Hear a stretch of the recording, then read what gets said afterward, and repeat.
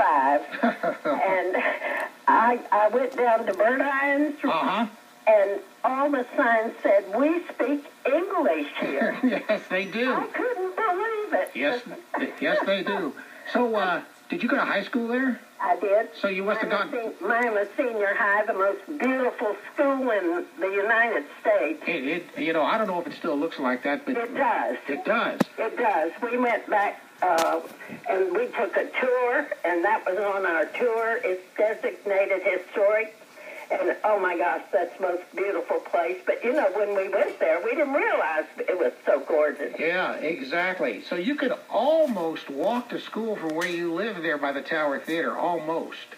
Well, it would have been quite a walk. Let's see. So that's 14th Street and the trail. It was 16th Avenue and 14th Street. 60. Is that where Miami High was? No, Miami High was on Flagler. That was Flagler and, gosh, what avenue was that? About 22nd?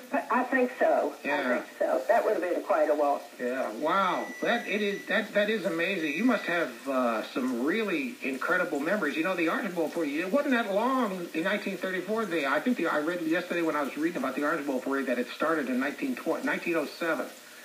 So, wow, what'd your dad do? He was a lawyer for Blackwell, Walker and Gray downtown. Really?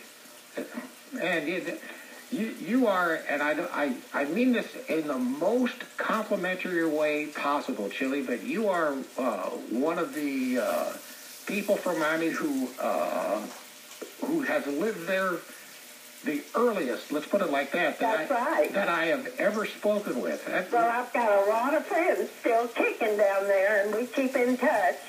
And every now and then we get to the mountains and all have a reunion, so we have a good time getting together. You know, there's a lot of people from Miami that live around here because I graduated from high school down. I graduated from Southwest High School in 1964.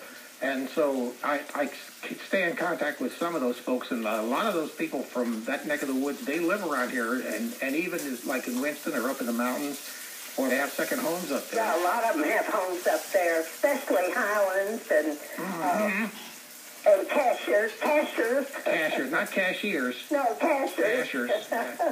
That's right. Well, Chili, it has been a real pleasure talking to you. Yeah.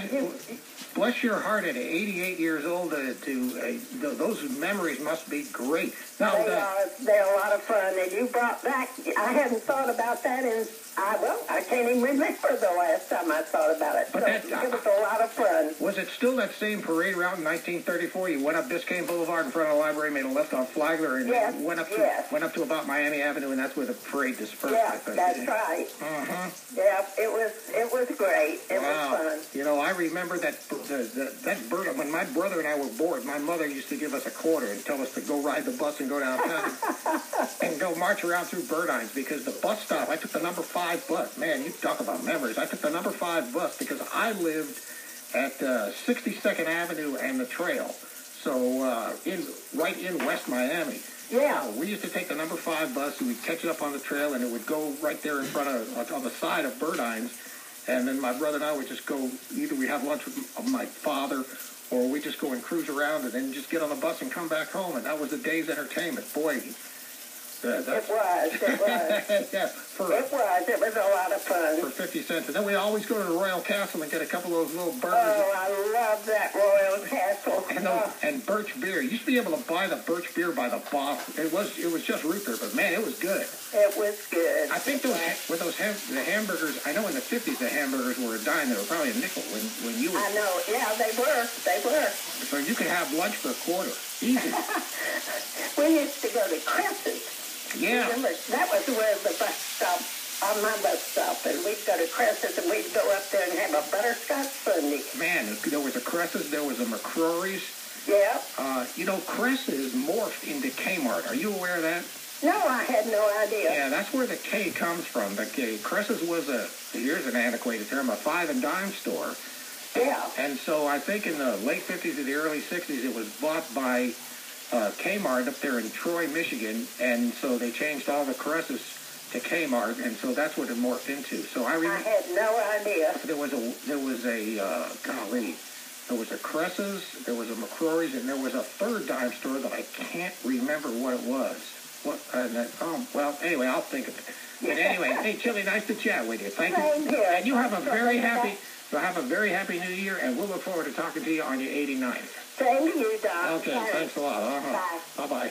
It is amazing when you reminisce like that. And 1934, I mean, I've seen pictures of I've seen, and I've lived in Charlotte for 40-some-odd years. And so, 42.